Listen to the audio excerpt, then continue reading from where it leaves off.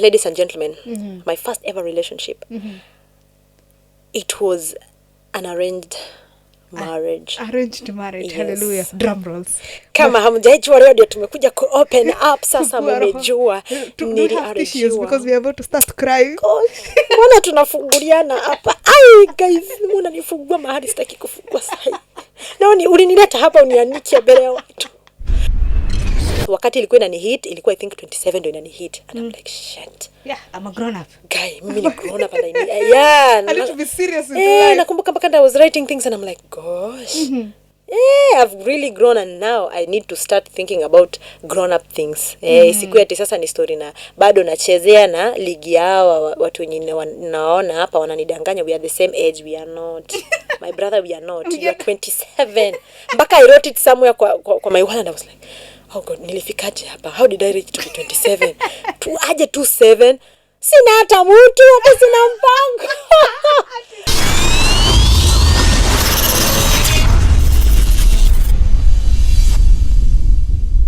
Nobody prepares you for your late 20s. One day you are dreaming and full of life, and the next minute you're questioning every decision you've ever made in your life. Today I sit down with my best friend, my favorite human being on earth, wengine msisikie wivu, to discuss what happens. When does that shift happen from your early 20s, the dream girl, the girl who's full of life, skipping around and jumping and dancing, to this woman who wants to be serious with life and be focused with life. But before we get to our conversation, remember we are live in focus everywhere: TikTok, Facebook, Instagram, kila mahali. Make sure you give us a follow, a subscription, because that is the easiest way you can support this channel to grow and bring you more conversations. My name is Ms Noni. Karibu to yet another episode on Life in Focus. Karibu sana bestie. Thank you. Tafadhali jintroduce. Well, kwa majina ya ID, ninaitwa Purity Karanja. Enye utapata kwa M-Pesa. Ndiyo, hiyo ukitaka kutuma M-Pesa, ikikuletea tu Purity Karanja ni hiyo. And jina ya zangu ama yangu ambayo natumia ya usanii kwa TikTok na all my social media handles ni Pish Kari. Yes. Pish Kari. Pish Kari ndio jina yangu ya social media, guys. So before we get to the conversation, because I know the conversation we're going to be having leo, ni conversation ambayo ladies wanafaa have mahali wameketi wanakunywa kahawa. Okay. Tea. Yes, tea. This is a tea nene. Yeah. It's a tea conversation. I want you to tell us what you do. I know what you do, but please tell my viewers what you do. Wow. What I do, viewers of Noni, mimi I am a performing artist in general. So I do several things around performing arts. Ya kwanza, I do poetry, spoken word. I also do acting. I do singing. I do puppetry. And I also do voice acting. So as you can see, I'm doing a lot of things. Also, dancing. Inategemea what kind of dance, but I do dancing as well. Dance lady? Nikiwa kwa nyumba peke yangu ama the kind of dance. As I said, the dances za kupeleka watu wa but I can dance, guys. Video tunaweza tengeneza dance crew ya two left-handed feet people. Si ndio? I'm telling you. Kabisa, we can start that. We should. So, tutapata recruiters wengi, so unajua watu wengi wanakuanga wa lefties sana. Anyway, tukirudi kwa conversation yetu kabla tuanze kuingia kwa msitu kidogo. Today conversation yetu ni we're both in our late 20s. Yes. Tusha grow up, we're mature women.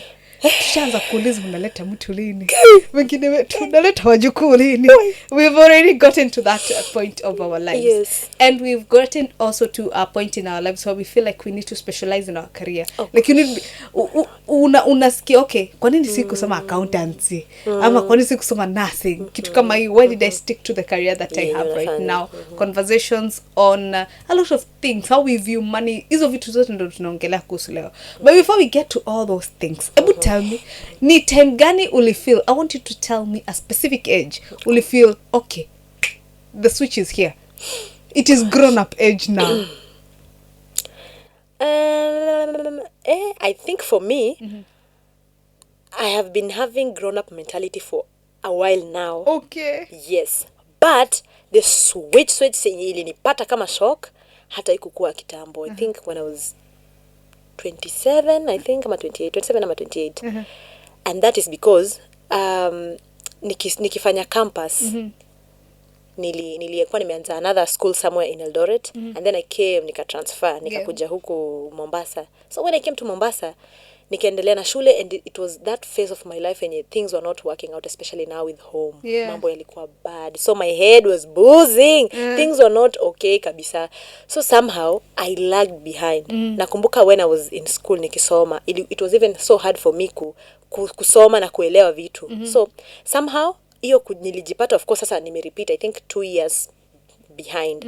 Na sasa hiyo hata pia back tukirudi nyuma by the time namalizana na high school I stayed for how long, 2015 16 17, so I had stayed bado almost kama 3 years away kabla sijaingia. Yes, kama sijarudi shule ndio ni join.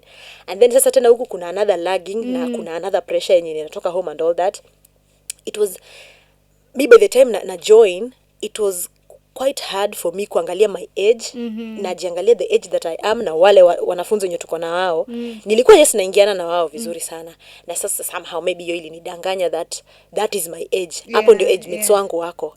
Ndio by the time I think nafika 27 ama ndio ilikuwa somewhere 26 7 8 hapo somewhere ndio nani hit, well girl you are not the same age as those people. Ukisikia the things that they talk about, conversation na decisions zenye wana make, it's so different from how you'd view things. Ndio sasa inakuhit, and then ukiongea pia na classmates, and then also something else, some of my classmates wenye tulikuwa tumesoma na even in primary naona wanaolewa, and I'm like gosh, watu wanaolewa mapema, kumbe wewe ndo unachelewa. Nimerudi shule na gosh, siku zimesonga, I need hit.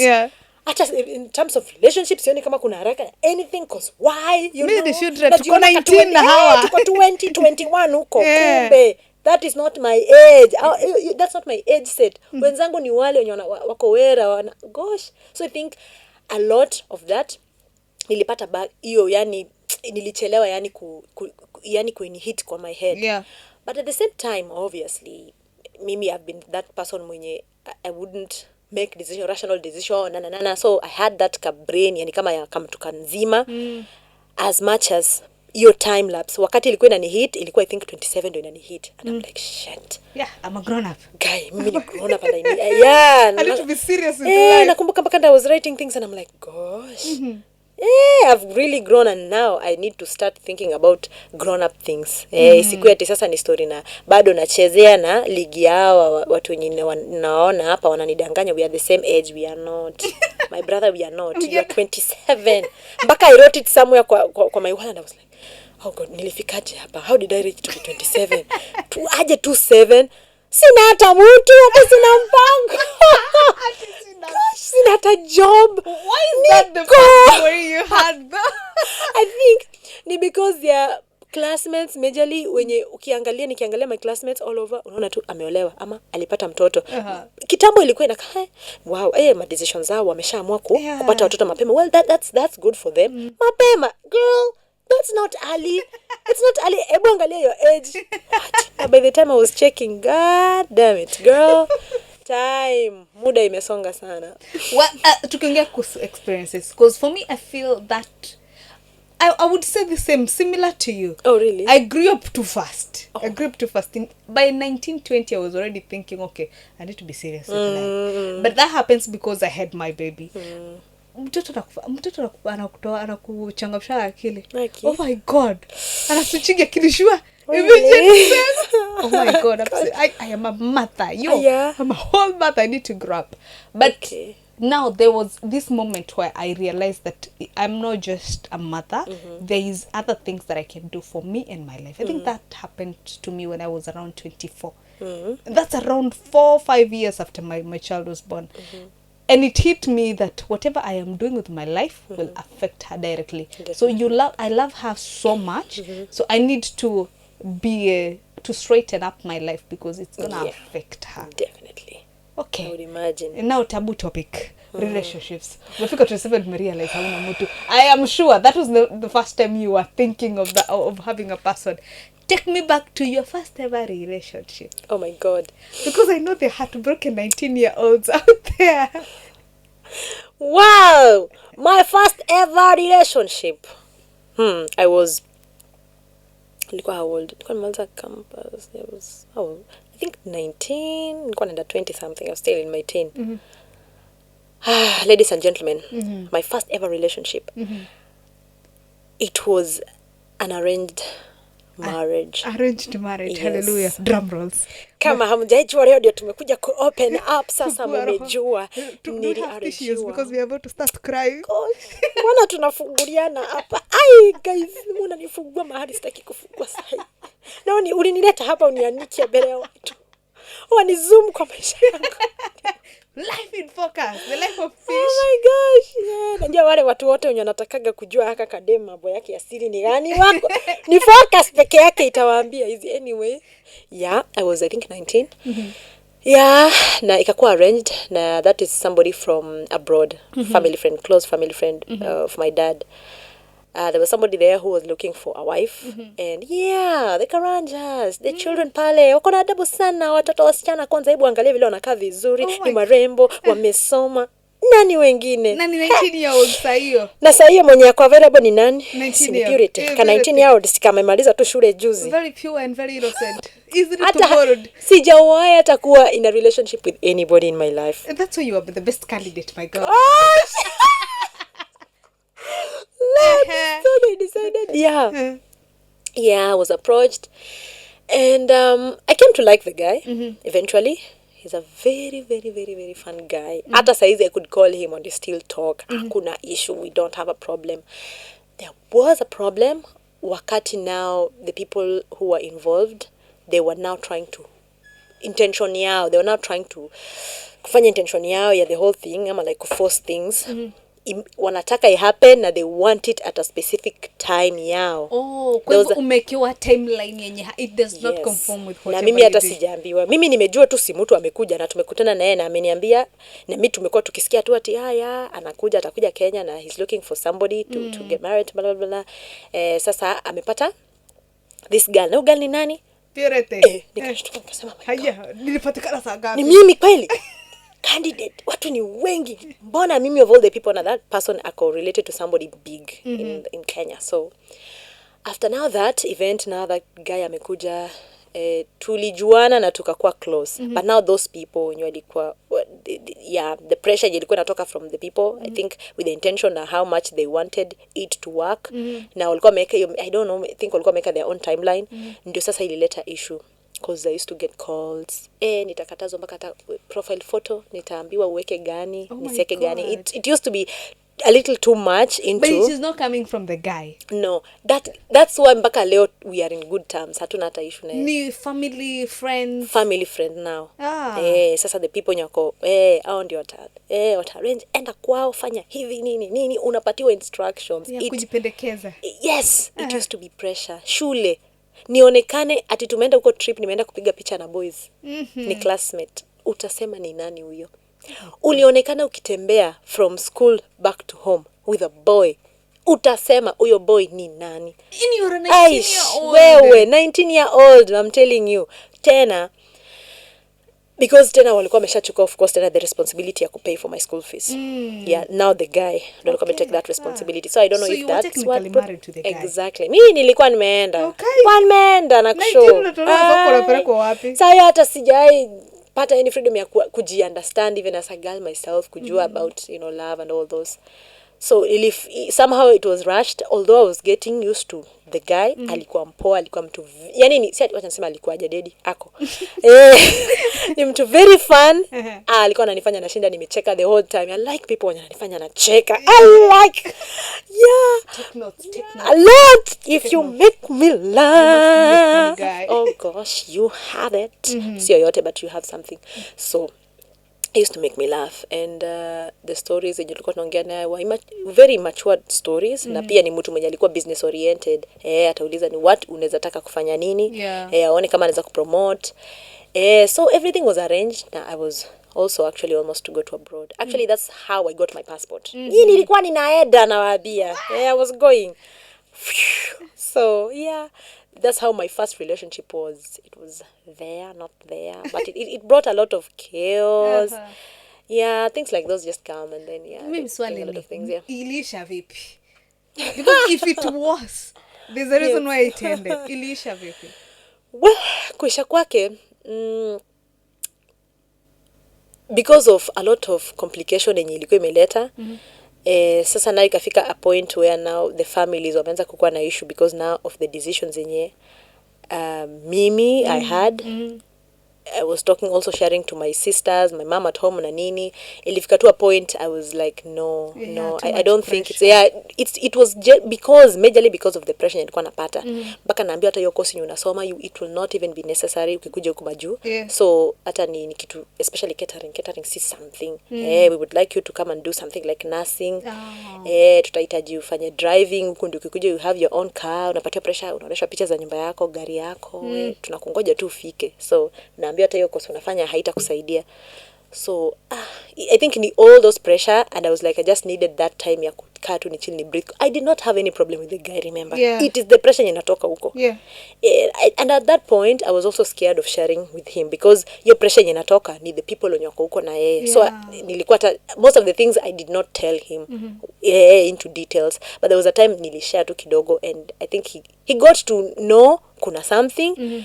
I think once ndo nishawahi kushare, I'm not sure kama ananisikia, maybe hata anyway, so we had that, and because of pressure mimi nilifika to a point na nikasema I don't think I want to do this anymore. So I called him nikamwambia chill man, mimi nawe haitamake naomba tu chill. Mimi question ni because but it was good enough kuheshimu for him was like So question is, because from what I got from your story, you and him were not the primary people in this relationship. Oh no. It was the families. Oh no. Definitely. How did your people take it? Oh, my people. Mara ya kwanza walikuwa wananipatia pressure. They were giving me pressure kabisa. Because at that point pia nilikuwa na woga ya kuambia. Oh my God, because I remember that first time the guy came home. I was working at my dad's office at Tao. And so the guy calls me, he's in Nakuru, and then he's telling me he'll be flying next week. Na conversation tulikuwa tumehave na yeye ile mimi na yeye was sasa si ameshaniachia muda nitafikiria about it. I'm still confused. What do you mean? We've been hearing about this guy anakuja Kenya kutafuta bibi, and then akifika namuona tu amekuja kutembea with another friend mwenye namjua, and then anasema tu natafuta bibi na nimepata. Nikamwambia thank you, lucky you. Akaniambia nimepata. Nikamwambia wapi? Ni wewe. Nikafikiria ni jokes. Haya, be serious. I am the one. Oh my God. So what do you ask? The question is Chana utaacha kwenda kwa miti. Relax. Shoki chaka. This is my interview, okay? Okay. Yes, you are my guest. Oh my God. So question is, kwa sababu your family know. Oh yes. Umsichana kulipia paka school fees. Nini. Mimi nataka muda kwanza alireact aje. Okay, my dad at that point my dad was more of alikuwa nafikiria I was into it. Alikuwa najua ndio ifikia point yenye huyu guy amekuja home, because mimi nakumbuka now I remember what I wanted to say. That time the guy came kwa place my penye nilikuwa na work, and then now he told me about it, na mimi nikakuwa like ndio akaniambia hata I'll need to come home to talk to your dad. I'm like okay, mimi najua budangu ni Simba, you can't come like that. Wait a minute boy, kaa huko. Nitakwambia siku utakuja. Sasa yeye ameshasema ana fly. Nikamwambia wewe fly, maybe ukirudi hizo siku zingine like hata wewe enda pumua, fikiria kwanza bisi. The guy came. Akuja kwenu? Alikuja. Oh my God. Sasa hiyo alikuja kama siku hata. I'm at work, napigiwa simu na my mom. Ndio akaniambia hata niko home nimefika. Na the same time my aunt alikuwa amepass. So ikabidi ni pack vitu nifunge and then I come home. Kufika hivi ndio huyo ameketi pale. Juliza na sasa mtu tulikuwa tumeongea, I hope see you ndo anakuja I was so scared. It is my dad ajai nipata kwa any saga ya relationship nini, alafu all of a sudden mtu amekuja home. Na that time I didn't know pia my dad maybe ashaigusiwa kuhusu hiyo. So it'll be like nitaanza kusema aje mimi ndo nimekuwa kasichana ka kwanza kuleta we kwani kuna haraka ya nini na hata sijaenda kusoma juu nilikuwa tu nimemaliza high school. Sasa tu kwanza na working at my dad's place. Akakuja home. My dad, what I normally see ni kama my dad yeye alijua si mmeshaongea ndio ifika at point the guy amekuja. So yeye tu ni kuidhinisha kama everything iko sawa, msichana nini ni mambo yenu nini, yeye hana shida. Take sawa. Later on, ndio of course things ilikuja after sasa nao amekaa imekuwa too much pressure for me. Sasa ndio kuna some things zenye ili happen things zikaanza kufunguka. Mimi naye nikasema pia mimi msimamo wangu ni wapi nini, you're the break and all that. Ndio sasa after that tukakaa chini kukuwa na kikao kuongea with my parents, and now sasa they came to understand my part. Of course ili bring something different. They took it differently now. Sawa. We. Ndio. So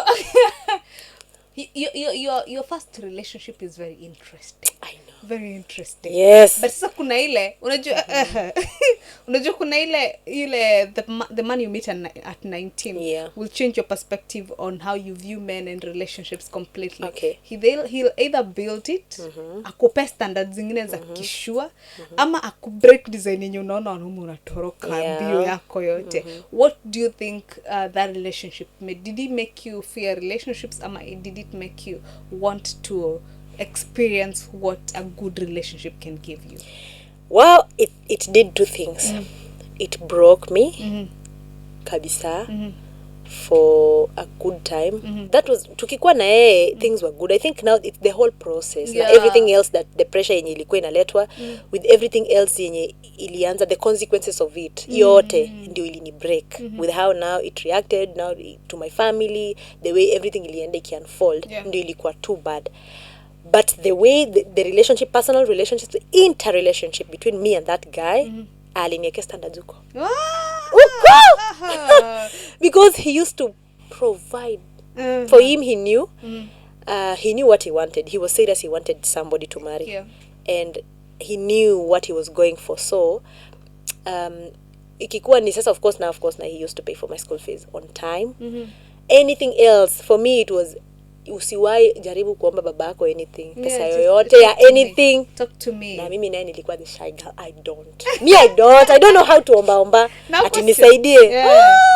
Nilikuwa naanga tu zinatumwa. Niko na swali. Yes. Because I feel like it's something that I have experienced and you have experienced.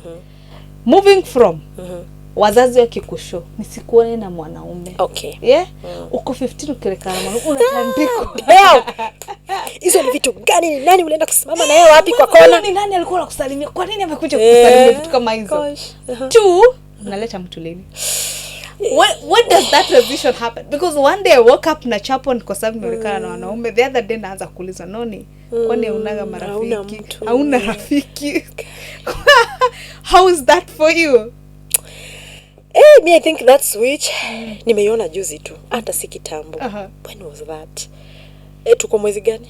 Tumeingia April. Ni March tu hapa, the last 2 weeks of March. The last 2 weeks of March ndio nime experience first hand. Maybe nilikuwa na feeling tu ile ya mimi mwenyewe najipatia pressure ya naangalia ile time nasema okay, naangalia I'm looking at other people when I'm looking wenye wamekuwa at my age, wamechase their careers, they made it, now they've managed to have families, wengine wenye hawaja manage my markers too. Alafu sasa mimi mwenyewe personally and then sasa kuna ile yenye now inatoka from the parents venye ulisema sasa 15 years mama anakuona nisikuone na huyo kijana ukisimama naye kwa kona. Umejaribu kuchukua simu yake ukasave Karo, kumbe si Karo, ni Dennis.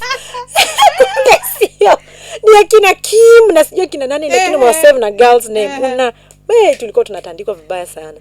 Now for this one ili happen juzi to a point ili shock, cause now I'm hearing it from my mom mwenyewe akisema my mother hata kuniuliza unaleta mtu lini ama nini.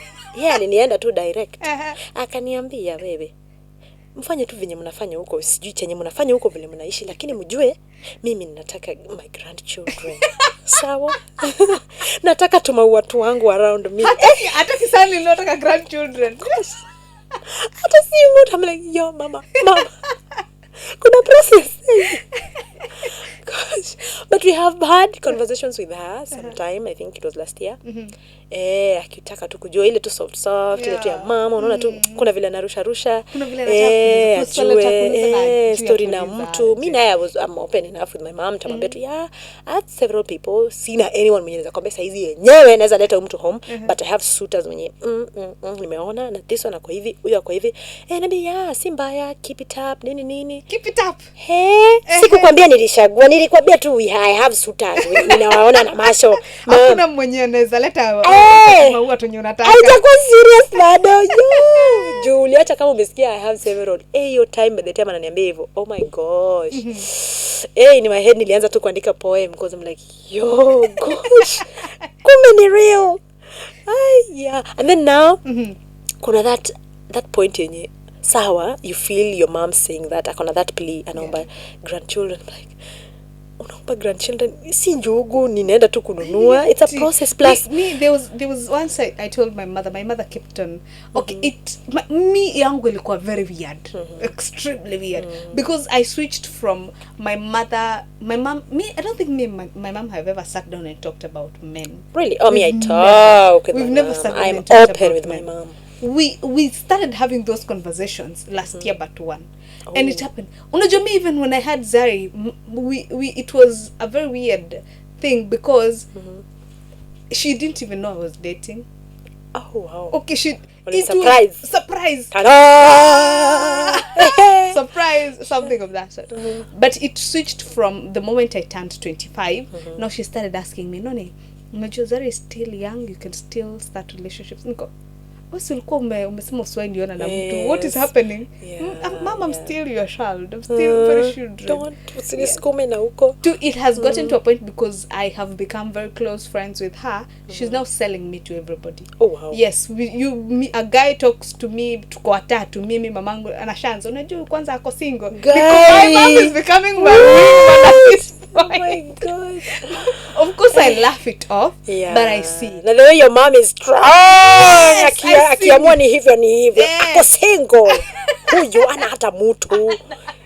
Ako peke yake amekauka, ako baridi. Tutaenda kwa event. I know. Yeah. Amesimama kuongea kuhusu stories zake. And she'll start saying, na kama kuna kijana wa mtu hapa, ana mtu.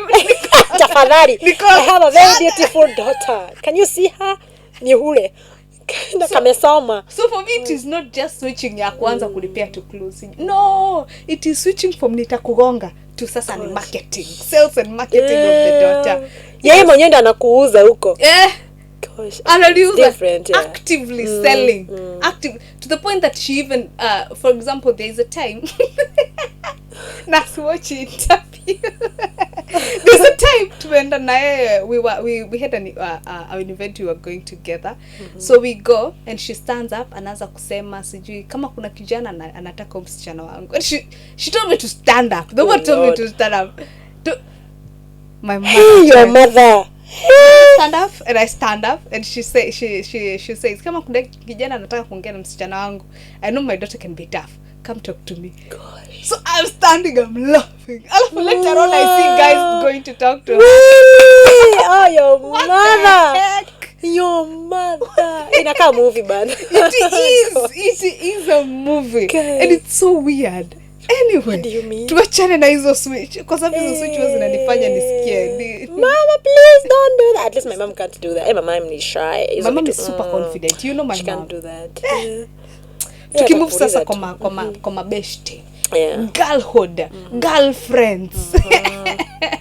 Another very interesting topic. How many women friends do you have? Like when you count them in your head, give me a number on top of your head, very fast. When you close, I'm just friends. Close friends. I would say 2. Just 2. When you're close, najua they know intricate details and I trust them. Going back to when you were 20, 22, how many friends do you think you had that? I had 1. Wow. Yeah. Different case from mine. I had around 20. And I only have 2 right now. Oh wow. In my earlier, nilikuwa na that one. And then at a point nikihama huku, I didn't really have. All yenye naweza sema ni friends. I've had associates na friends of friends wenye ni wengi would talk, but maybe hawatajua details about my life. Yeah, just friends. But friends, I had 1. Na saizi I can say 2. Have you ever been betrayed by a best friend? Not a best friend. After that one, I think nilifeel kama ni betrayal. What happened between you and your ex-best friend? Yeah. That was my soulmate. Oh my God. We have soulmates even in friends. Gosh. I was so close with that friend. And then we went to attachment kila mtu back in 2018. So she went to Malindi. Mimi nikaenda Taita. By the time sasa tumemaliza na turudi shule, she never came back. Alipatanga uko job nini, nikafika at a point she got married and all that. So separation, you were replaced by a I was husband. not How ready. dare she? How dare she? I was not ready. How dare you replace me with a man? How dare you? So yani sikutaka ku have watu wenye wako so close to me like that, but nikakuwa na wengine throughout in school wenye some form of betrayal in whatever, bado tu story tu na shule, but I felt it was betrayal. I was like ijanigota sana. I already have shields. So, nikona shock absorber. No, question is very very very it's a very inaitwaje, I can't remember the word, but this is a question. Most people say ati best friend breakup hurt more than even a romantic breakup. Is that the case for you? Ama you feel hizo ni stories za jaba? Oh yes, man. Yes, it's true. If you have your friend, there are it's like soulmate. It's see story na huyu partner. Alafu most of the times vile mi huona, if people are dating, if people are wako kwa relationship, somehow especially the first phases watu wanangangananga kujipendekeza ile yenye nisifanye kitu yenye tambo. So hata kama ni tutabia twako tenye unakuanga na tabia chikichiki unachezanga chini ndio isifike hapo. Alafu inafika a point, maybe I think no wonder watu wakiendanga kuoana, inafika mahali of course unajirelease, unakuwa yourself. Unasikia tu ati amechange. Alikuanga tu hivyo, nimeweka kwa mifunguka. But kwa best friends, you have moments you guys mumefanya so many things together. Yani you guys have your moments together, share your intricate details ya life yenyu pamoja, secrets pamoja, things zenye huwezi ambia hata your partner, your friend anajua vile ulimess na bado alikupendea hapo kwa mess yako. True. So I think for friends, that's why I think if it is me going to a relationship and marriage, I'd rather have nikolewa na my best friend, somebody mwenye I can open up in a way that si ati najipendekeza ndio anione in a different way, aone my body, aone sijui na wakingi hard, aone nini. It's not that. Anione as raw as I am. A friend tosha. Sitaki mambo uongo. I love that. I love that. That is very beautiful. Yes. Question ingine. Yes. Pretty privilege. Have you experienced, because most of the people that I talk to, very beautiful women, nobody wants to accept that they've gotten pretty privilege at some point in their life. But the truth is, we all have, in one way or another. So for you, where do you stand with that? Do you feel like being pretty or beautiful is an asset or a liability in your life right now? Yes. What is yes? Now, wacha nianza to break. For me, the word pretty is not facial. It's not something physical. Kila mtu anaona na macho. True. It goes beyond. With the eyes, the kind of pretty that is physical, hiyo ni more of ni sura yako tu, ni how your physicality iko. But inaweza chukua tu kidogo mtu ajue wewe ni nani. Your true identity. That is conversation yenye unaongea, hata tu vile unacheka, the way you carry yourself. Ataona tu wow, hiyo ni attraction. That calls for an attraction. The way you look, your face, the way your body looks, kama ni shape and everything, hiyo ina attract mtu. But the real pretty is your soul. It's your nature. It's your intentions. It's those things zenye hatuoni. Ni vile unajikari, ni vile you walk around people, the way you maneuver your way. That is what we call pretty. So nimezipata a lot, and I would want to say I don't know if I'm pretty physicality, but if you're getting a privilege you wouldn't be getting pretty privilege if you're not pretty. It's my soul they are saying. God, tuonge ukweli. Me and you will be walking in town and we see a cute guy. Do we know his soul? Do we? Well, we don't know. We are attracted because it is pretty. It's pretty. Until he starts speaking and like, really? That's how his mind is working? It's not, sir, we are busy and we are taken. Get away from here, sir. Another thing, why are we always taken if somebody is not what we would like? Because I feel that's something we share. I'm always taken. If I look at you and I'm like, I wouldn't be interested. I'm taken. Very seriously taken. If I look at you and I'm, you're my type, sir. I am very single. What are you saying? I think it's a mechanism ya for most ladies they use that as a mechanism ya ni kama a shield ama an umbrella ya let me see, hii process ya kusieve people ndio nijue ni akina nani watafika close to my heart. It's like a process ya nishaona tu, nimeona tabia yako na vile unakaa, vile umekuja na vile unakaa kukuwa maybe rude, you know what, better nianze kukusieve size, so I'm taken. Yeah. Your umbrella. So ukijaribu hata kukuja, I'll just call my friend who is a guy or my brother or my cousin or somebody else. I'm taken. This guy, yeah, tell him I'm taken. You are my guy. Sawa. Yeah, you use them as your protection. Ndio ule msee aende. So we use that a lot. Yeah. I want to believe at men they use that. The girls go after men, they chase after men. So men they use that as well. I have been used that pia. Unaambia check ukiuliza wewe ni dem yangu, dem anandesha na mimi simdai. Really? Yes. Men. They are men.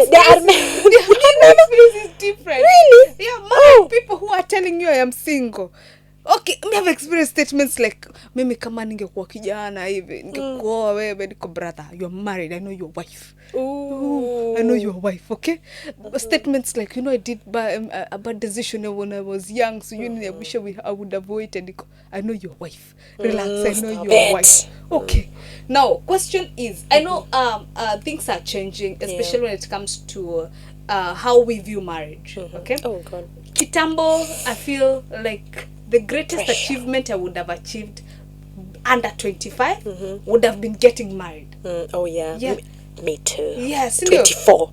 Yeah. Yani, at that age, my greatest achievement was nisome nimalize niolewe. Sijui nani anakuwa? Sijui. Lakini unaolewa. Exactly. Gosh. But now moving on into my late 20s, I'm realizing I'm even questioning if I even want to get married. Yeah. And also the dream partner in my mind has changed. Has that been the case for you? Oh my God, yes. Tell me about your dream partner, Lord. First. My dream partner? Oh my God.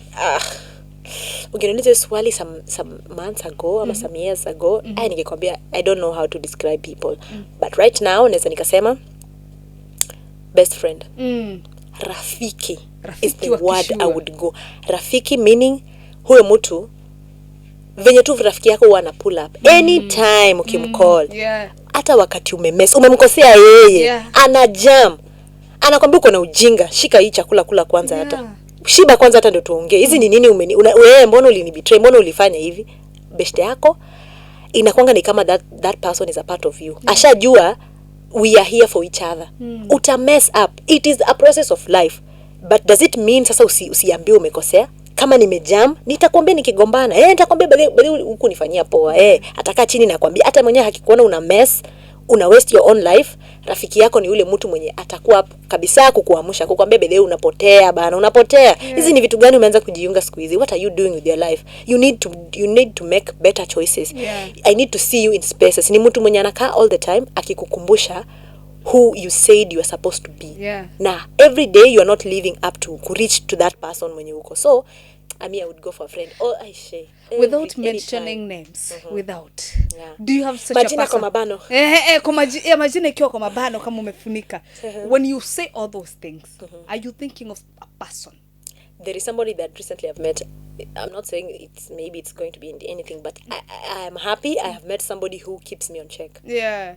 That's really beautiful. I am experiencing it and I'm seeing it and I'm like, yes. This is what I've always wanted. Yani, it was hard for me mtu akiniambia, describe your partner. Unaweza taka kwe nini? Ati hard working, God fearing. Hizo tu ni mabonuses zenye ziko huko. Na ni vitu zenye sometimes change. Sometimes uko hard working, sometimes hauna hiyo nguvu. Sasa wakati you're not hard working, nitakuacha. Nitasema sasa you're not my nini anymore. You're not my partner anymore. Unajua, I feel like you're schooling me right now because I'm at a point where if you told me to describe my dream man. Oh, really? I don't know what to say. I don't know what to say. And the reason being, I'm at a point where I'm so comfortable being alone. I'm so happy. I'm so fulfilled to the point that I'm even worried that if somebody comes in, he will chokoza my peace. Exactly. Okay? Your energy. Yeah. So I don't know whether right now, ask me that after 1 year. Really? Yes. Whether, because I feel like in every situation I've been, there have been things that I have always been tolerating. Even the question of have I really ever been in love at this age, And I feel that might sound unfair to maybe a person I was with for the longest, but the reality and my truth goes back to, why was I staying with this person? Yeah. Yes. Why were was you I staying treating me like that and I was staying? Okay. Why are you talking like to me like that and I'm still staying? Was it because I loved you, or were there other reasons behind it? And being sincere with myself, I'm finding out that there were so many reasons behind it before we get to love. Yeah. Okay. So yeah, news after 1 year. I think I'm still children. I'm being schooled right here. Be schooled be bad, be It's bad. important. It's important to have, you know, one of those moments when you talk with people, and then they get to show you different perspectives of how things should be and should not be. So yeah. Okay. Now another question about relationships. Yes, what is a truth that you feel you were not ready to accept in your early 20s? Like, say you're like, okay, yeah, I accept iko hivi, but this is not a reality I wanted in my early 20s. Yeah, maybe ziko a few. Maybe want to mention the reality of thinking that mkioana it's always going to be perfect mpaka mwisho na watu wakishaoana hamuwaifa kabisa kuwaiachana ama mfai kukuwa na msiwahi kuwa na commotion, msiwahi kuwa na issues, na mkikuwa nazo watu wengine hata wanje wafai kujua, yani keep it hapo hivyo. Yeah, but the more time inaenda, it's like, guys, it's just yani tu ni watu wawili, huyu a different individual na a different individual iliamua kukaa waishi pamoja, mbona kusikwe na issues.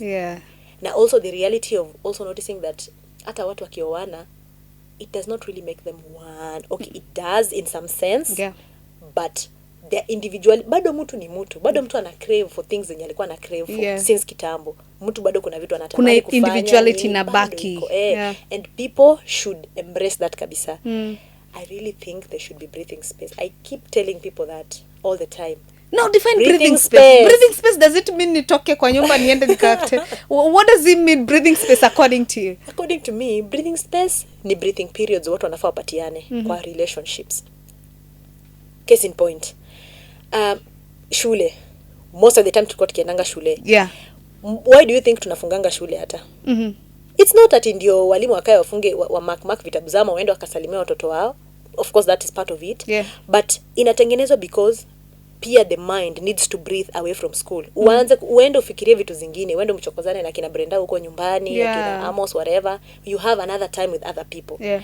Na tena at that time unafanya hivyo, bado munapata a good time ya kuconnect na those people wenye wako kule nje. Ndio by the time you guys are coming back, the mind haijashinda tu ati concentrated ni vitabu all the time.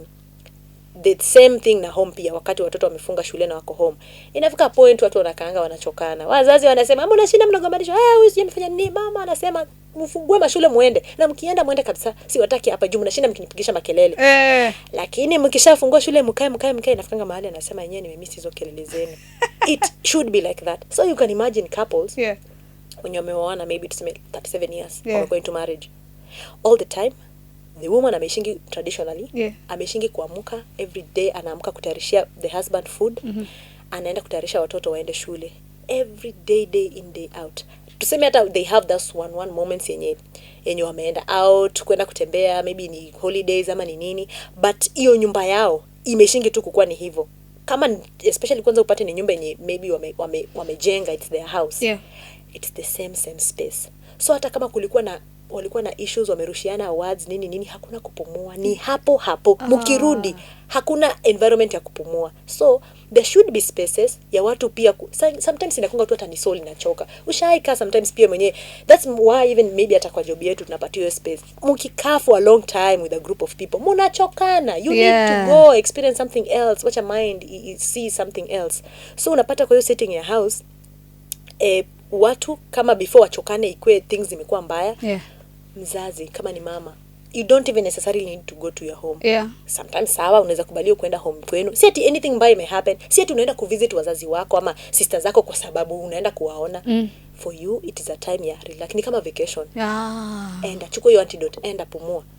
Kama mnaamua mnaenda for holiday homes, wacha huyu aende Mombasa, ule ende kwingine, enda experience, patana na watu wengine, na ukienda kwenda kama you have events uko enda attend, juana with different people, kutana na different people wenye wanafanya different activities, menda hata kama ni for 2 months whatever.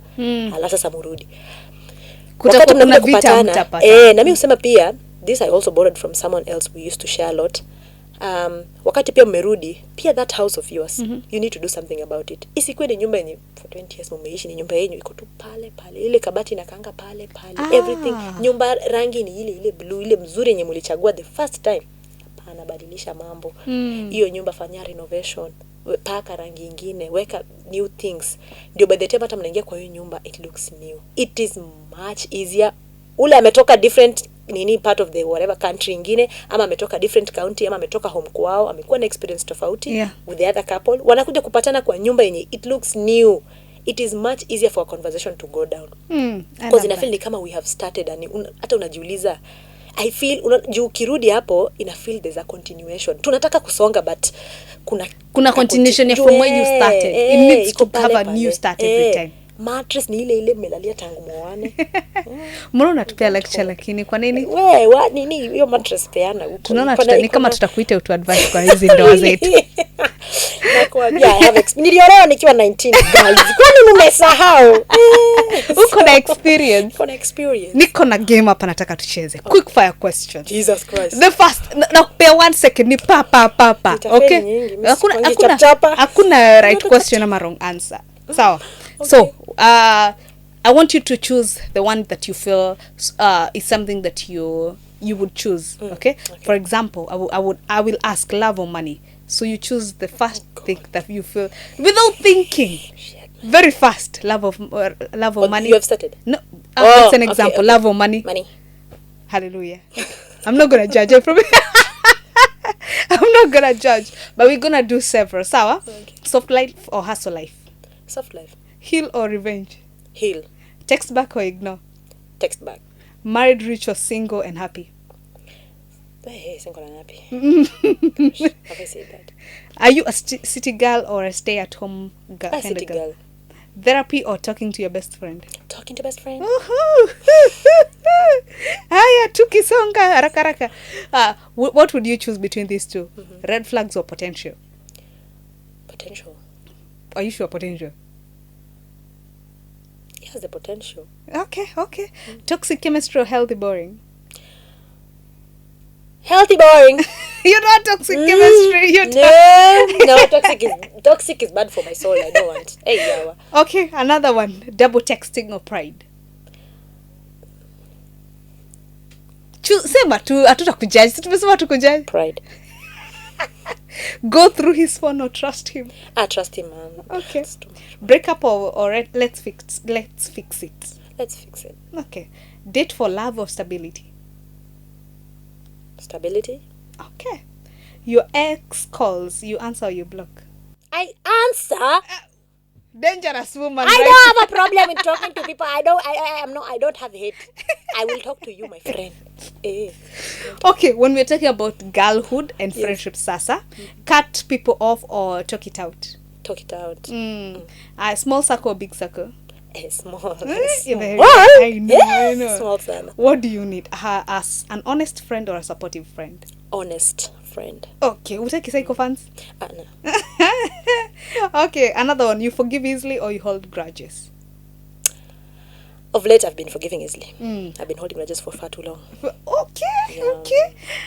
Outgrowing friends or staying loyal? Staying loyal. Okay. So you don't outgrow friends, because I think I've been outgrowing friends, and I feel guilty at some point, because I don't know, especially when we're having conversations matters career, if I feel like you've been stagnant or you're not doing anything to better yourself, our conversations now start becoming blank. I think for me, how it works maybe it's a little bit both. I outgrow, but at the same time, whenever you reach me, I'm open to have conversations. Yeah, I don't have a problem. I will actually be happy to help. Okay. Now, very intense. I know you and you are adrenaline seekers. We like problems and trouble. We love problems. Danger. Wonder Woman.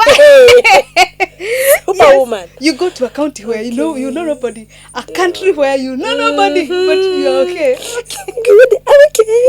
Fine. I'm gonna make new friends. So, question: peace or passion? What would you choose? Hey, peace.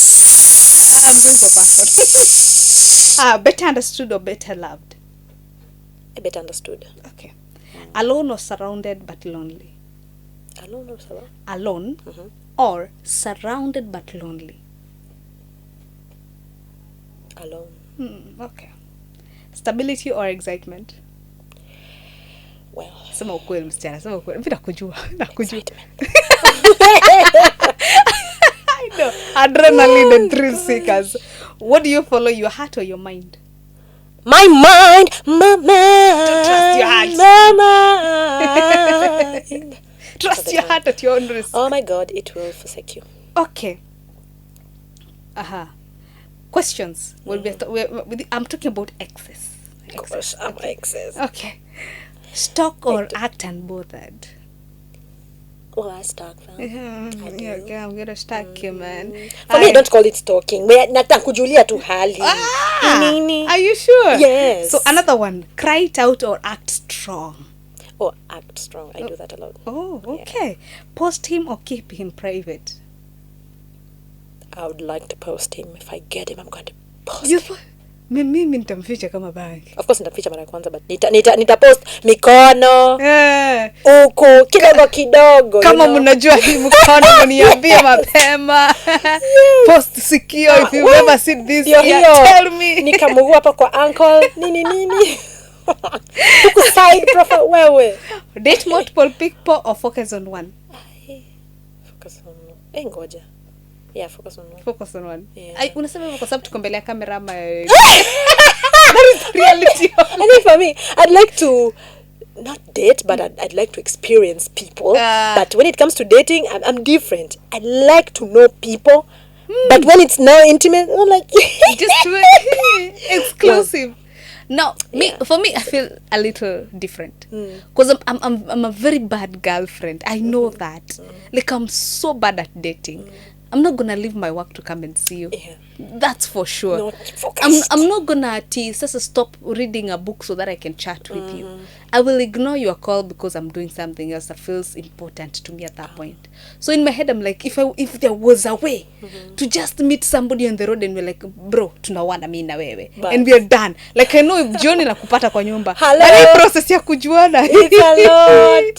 Is it possible to eruke? Oh God. Okay. Well. Another one. Pretend you don't care or say how you feel. Well, say how you feel. It's always hard. Very, very, very hard. True. But yeah. Yeah. It's I'm getting there. I've been the opposite. Okay. This Now is what these I'm are the looking last forward 5. So very fast. Okay. Settling or waiting. Oh my God, wait. Okay. Love or self-growth. Self-growth. Okay. Marriage pressure or personal peace. Personal peace. Shout louder. Personal peace. Yes. This is to our mothers. Personal peace. Tuendele. Career first or relationship first. Career yawa. I'm okay or I need help. Noni, I need help. I know, I am finishing. Come rescue me. The last one. Are we starting over or are we gonna stay comfortable? Are we what? Starting over or staying comfortable? Oh, well, we should start over. We should start over without any fear. With everything, start over. Thank you. I think we are coming to the end of this conversation. Right. We are growing. We are very old women. You know that. Don't say that. But we're having fun. Yes, we're still young. Yes. But then life starts at 40. I heard that. Yeah, so we are not yet born. So Bado. To embryos, hata bado. Bana. So we continue building and nurturing ourselves. Tukianza life tuko tukufiri. Yeah. Yo, we're still collecting. Notes hapa experiences. Yeah. Tukizaliwa hivi. We tusianze kusafiri magoti ikiuma. Hapana. Bana. No, never. Well, sasa parting shot yako nataka utupe big C's advice. Ile ki advice unaweza pea Joy. Enyu namwambia cheki msichana, keti hapa na unisikize vizuri sana.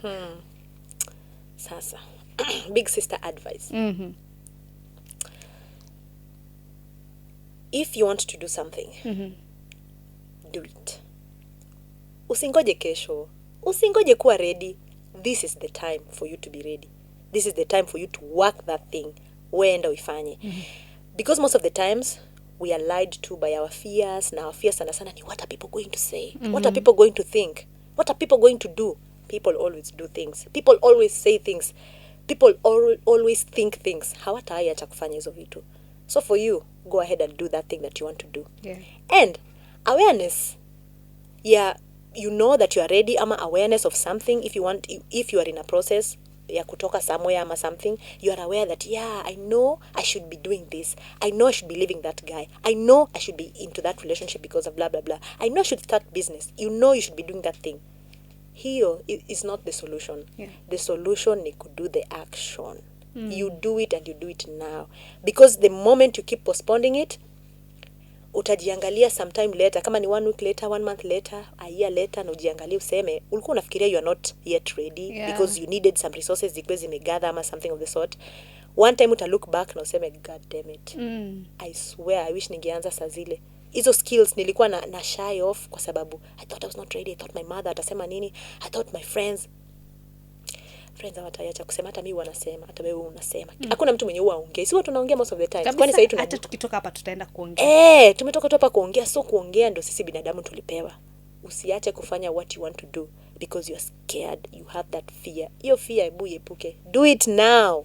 Si sasa hivi. That's our big sister talking. Na hiyo macho imekuonyesha kuwa usipofanya Kenya amesema utafua tashapo. That was Pishkari everywhere. Pishkari anafanya kazi nzuri sana when it comes to the creative space. Her work is everywhere. Yes. TikTok, Instagram, Facebook, kila mahali Pishkari.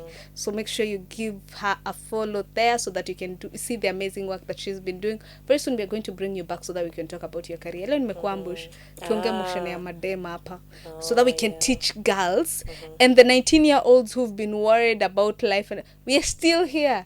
Na bado tunasema zingine ni 2 terms sisi.